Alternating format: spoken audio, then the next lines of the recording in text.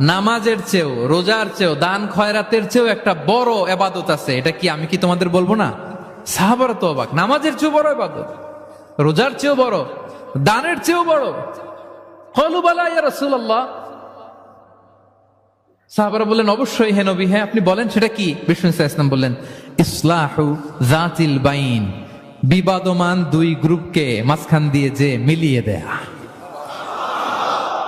নামাজের চেয়েও বড়, রোজার চেয়েও, সাদাকার চেয়েও বড়, মিলায়া দেওয়া।